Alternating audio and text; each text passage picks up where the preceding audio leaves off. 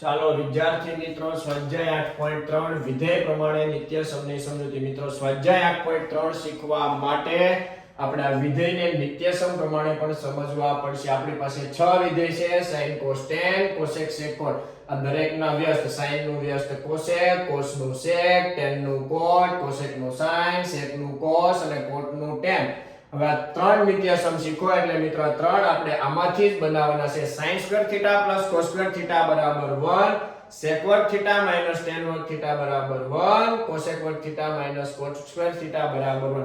હવે મિત્રો આ 6 એ 6 આપણે આમાંથી જ બનાવેલા છે. જો sin square જોતા હોય તો 1 minus cos square theta, cos જોતા હોય તો 1 minus sin square theta. 6 એ 6 ત્રણ વિધેય ઉપરથી આ બાકીના 6 આપણે જાતે બનાવી શકીએ. આ 8.3 ની ગણતરી કરવા માટે વિદ્યાર્થી મિત્રો આપણે આટલા નિત્ય સમ અને આ વ્યસ્ત પ્રમાણેના સૂત્ર આપણે યાદ રાખવા જરૂરી છે. ચાલો તો જ આપણને 8.3 સરળતાથી આવડી શકે.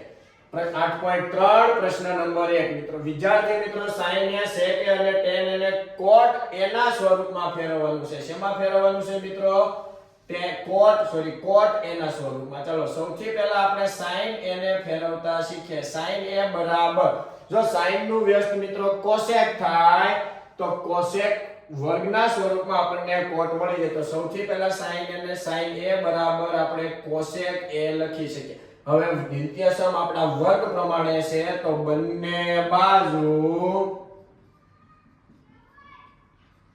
વર્ગ કરતા sin વર્ગ a બરાબર 1 upon cosec વર્ગ a.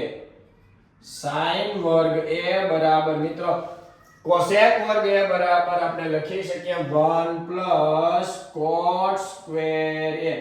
ચલો cot ના સ્વરૂપમાં આવી ગયું પણ બે પદ છે એટલે cot ના સ્વરૂપમાં આ રીતે લખી શકાય. અને આપણે આને બંને બાજુથી અહીંયા વર્ગ કર્યો તો બંને બાજુથી વર્ગમૂળ કરીએ તો sin આ મિત્રો sin સ્ક્વેર મળ્યું છે. આપણે તો જોઈએ છે બાળપણ sin શું જોઈએ છે તો અહીંયા વર્ગમૂળ લઈએ તો 1 નું વર્ગમૂળ 1. બંને પદ સાથે હોય મિત્રો જ્યારે બંને પદને એક સાથે વર્ગમૂળમાં લખાય. અલગ અલગ ક્યારે વર્ગમૂળ કાઢવાનું નથી. 1 નું વર્ગમૂળ 1 cot વર્ગનું વર્ગમૂળ cot એવી રીતે શક્ય નથી. ચાલો આપણે બીજું ફેરવવાનું છે વિદ્યાર્થી મિત્રો sec a. શું ફેરવવાનું છે? sec a. જો વિદ્યાર્થી મિત્રો sec ના સ્વરૂપમાં આપણને tan મળે. tan નું વ્યસ્ત કરશો એટલે cot મળી જશે. શું મળી જશે? ચલો વર્ગ કરતા વિદ્યાર્થી મિત્રો sec નો વર્ગ કરું. sec વર્ગ a વાળો નિત્ય સમ આપણી પાસે છે 1 plus tan વર્ગ a.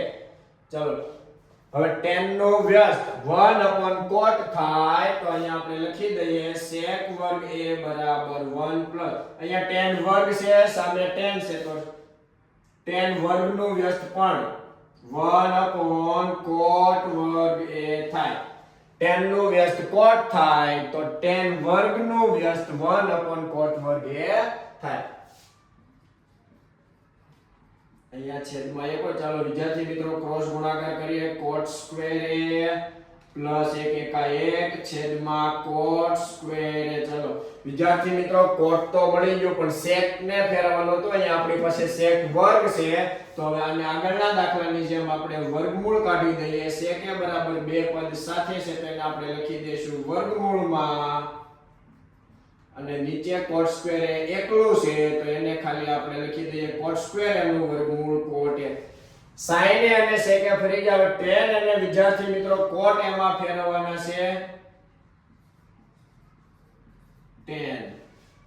સીધું જ છે વિદ્યાર્થી મિત્રો tan નું વ્યસ્ત cot થાય તો કોઈ પણ નિત્ય સમ આપણે લેવાનો નથી. ડાયરેક્ટ આપણને બુદ્ધિ દોડાવવાની છે કે સીધું જ છે કે tan a બરાબર આપણે લખી શકીએ 1 upon cot a. તો ડાયરેક્ટ આવડું આપણને મળી ગયું tan નું cot.